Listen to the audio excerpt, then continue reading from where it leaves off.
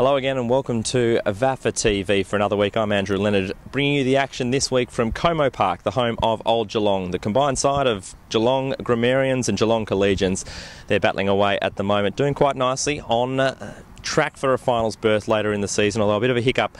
Maybe we'll find out if it's been injuries or just some bad form in the last few weeks in just a moment. Before we do that though, let's go and have a look at the highlights from the last round, round 10 of the VAFA. That's a great kick from Shields. Standing start there, good kick. Inward, good kick.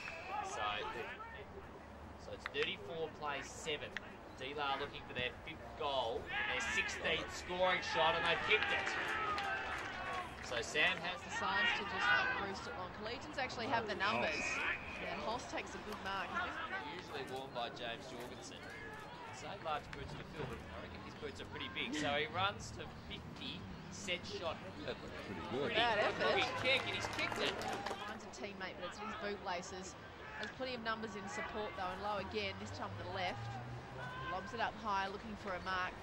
Flying early, take it down was Pickett. And they swing it back towards goal at Mike, because there's no one back there.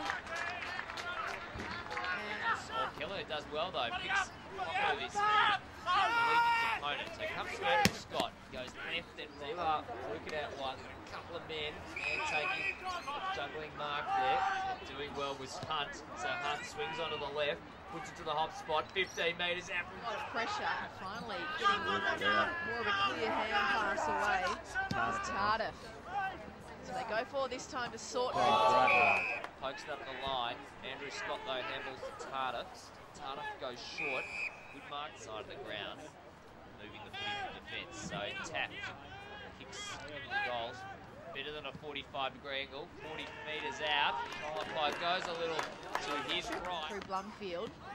That's what up a target. It's on the deck now. Red. Quick snap round the right. It's going to bounce through. It is. That was well done by Kondorovskis. So too far out. Legs to play on, gets it to Tardif. Tardif scrubs a kick to half forward from the side. Nick Rees, metres, wasn't he? So Nick Rees comes in to skip up directly in front, kicks his second for the out. Of course, we're trying to find VAFA TV's strongest man. We're going to see if Old Geelong have someone that can lift more than 100 kilos. VAFA's strongest man. 25, 35, 38. The strongest man first. We've actually run out of weights. We don't have enough weights, so...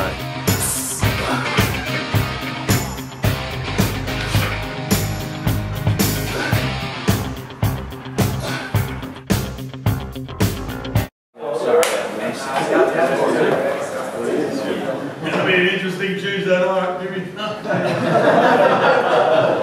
you don't turn up Tuesday, I'll get you Thursday. Got a few injuries at the moment. Winter, July, it's a tough time of the year. It's sides, you know, everybody knows what's happened to Haystack, eh? Yeah, okay, so you had the funeral of his dad, so Blake's lost half his family in a month, fellas, but he still wants to play footy. And he's pretty keen to get his focus on this, so get around him when he comes in on Saturday.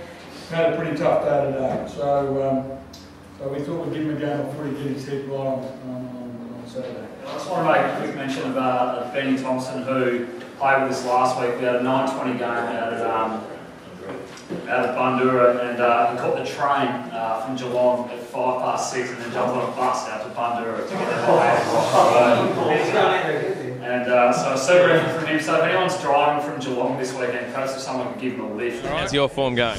I don't know. Betsy has it pretty. Can't speak for Hugo. Well, I'll speak for myself. Yeah, not bad actually. Started out in the clubbies and just slowly working the way up. So you know, these things are a work in progress. Don't get much from the senior coach, but you know, we had a falling out at the start of the season. How did you come to Old Geelong? Yeah, I actually met Ben Graham, the kicker of the Arizona Cardinals, and I was eating at Outback Steakhouse, and Ben Graham was eating there, or serving us. I'm like, Ben Graham, what are you doing here? You're an NFL kicker. And he's like, well, I actually have a spinning problem. I guess it's really expensive to ship Victoria Bitter and kangaroo steaks to America, so he's working at Outback.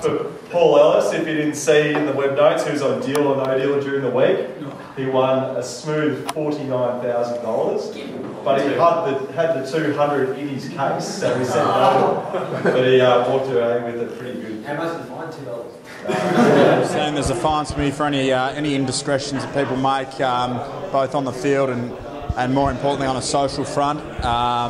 Around the club, it's important that people don't think they're getting away with public disco pashes, as one of our younger players here will soon speak to you about. Now, I understand you had a bit of a party pash on the weekend and got a fine for it, is that right? It wasn't this weekend, it's been a couple of weekends just down at the old Sponsors Arcadia on the corner of Puntatura. I don't want to brag about it, but they come crawling from all corners, really. Kempy, missed your cleaning duties apparently, so that's a hefty $10. And also $2 for taking a half pizza home from last week's dinner. To do an impersonation of the coach, of his favourite saying, what would that be?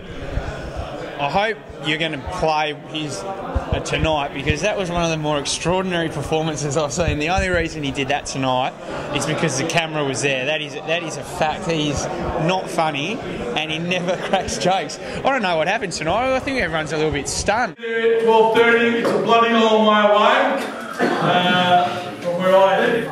Those blokes, has anybody ever been there before? Standing on Way Rock, you know where Dandenong is? You've been there. You don't get out of South Yarra. And now you guys are having cracks about having to travel all over Melbourne on the Saturday afternoon.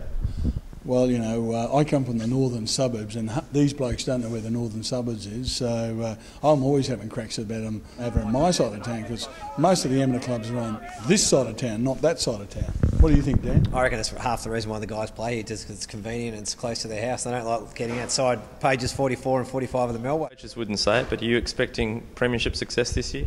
Oh, it'd be nice. I've been president for, this is my 4th year, and we had an under-19s premiership early on, but haven't had too much since. So we've got 4 sides that will hopefully all be playing finals, and yeah, premierships would be nice. Best of luck for the rest of the year. Thanks, Andrew.